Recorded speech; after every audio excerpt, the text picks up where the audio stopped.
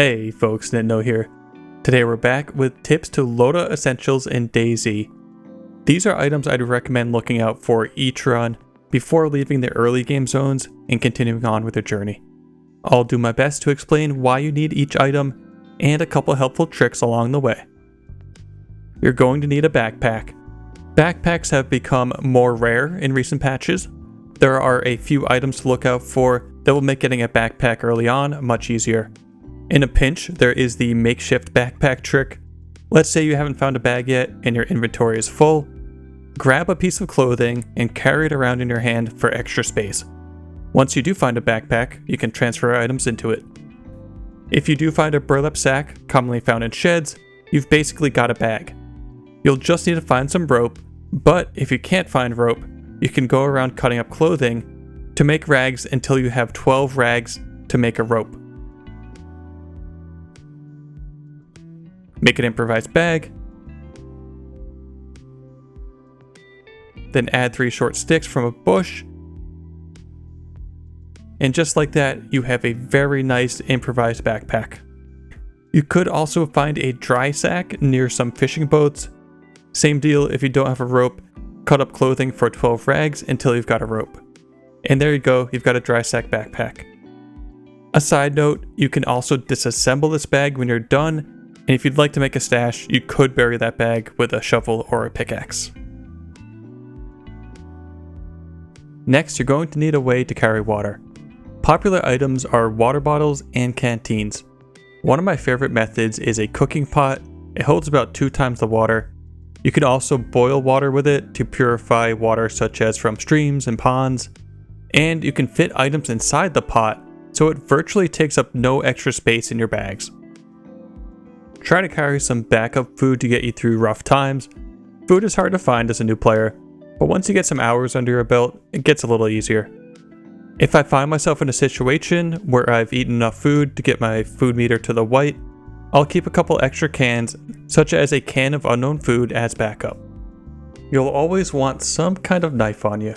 Starting out, I typically search houses, specifically kitchens, for a knife. But let's say you just don't get lucky and are desperate for a knife. There are a few ways to make one. You can find small stones on railroad tracks and some hiking paths. But the most reliable way is to get a small stone by using a blunt weapon against a rock. For example, taking this hammer against a rock will chip off a stone. Put that stone in your hand and then use it against the rock to make a stone knife.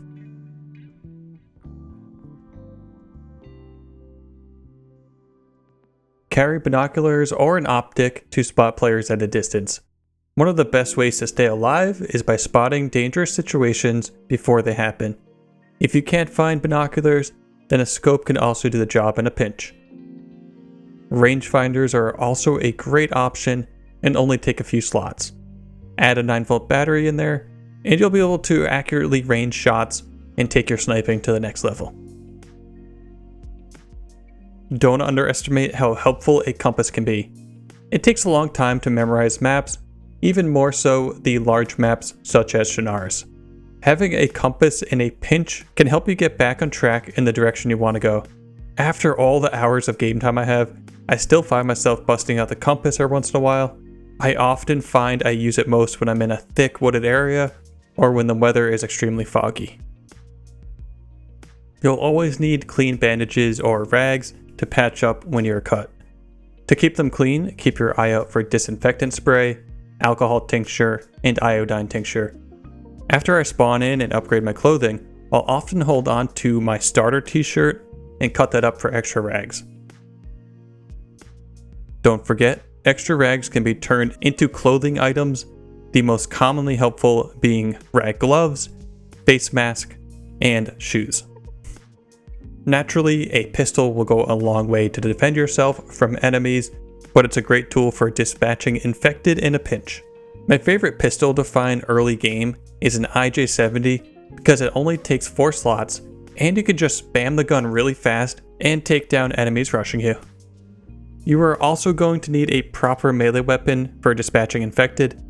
We already talked about knives for their usefulness in crafting, but they are now one of the best items for taking out Zeds. It only takes about 2 or 3 hits with a knife. Sharp edges are now better for killing zombies, so you're typically better off avoiding blunt weapons such as hammers for zombies. The best item you can find is a fire axe in a fire station.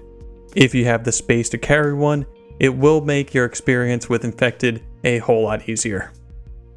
Early on in the game, you're going to take any long gun that you find, but I am a big fan of shotguns early on, and even into the end game, they make great close range weapons.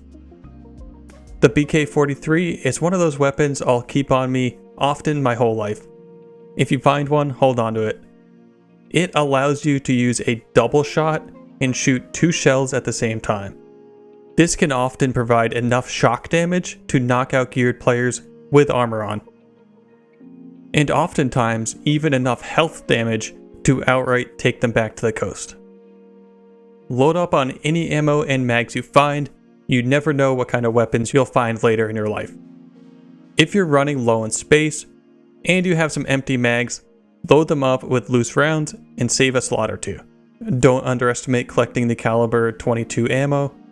They can be used in the MK2, which is a great way to clear zombies out of an area with stealth. The MK2 comes with a silencer, and also when you repair the gun, you're basically repairing the silencer at the same time. It's just a great weapon to have on you for taking out Zeds. A quick trip to the local police department is almost always worth it to grab a police vest. Any kind of armor that offers protection will go a long way to keep you alive. A police vest is great against early game calibers and can be the difference maker in tanking a few shots and being able to return fire. Keep an eye out for matches or a petrol lighter. These items will make getting a fire started a breeze.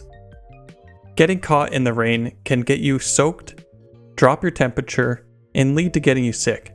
Having an item such as a lighter just makes the fire starting process a whole lot less of a chore and makes a fire something that you can quickly make, get warm and dry, and carry on with your adventure.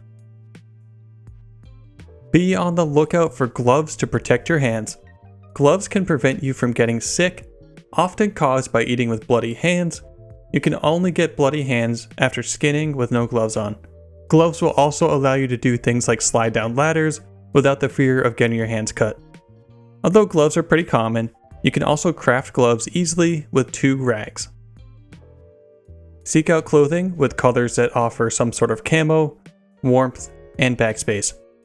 Green, black, and brown are my go-to colors to look out for.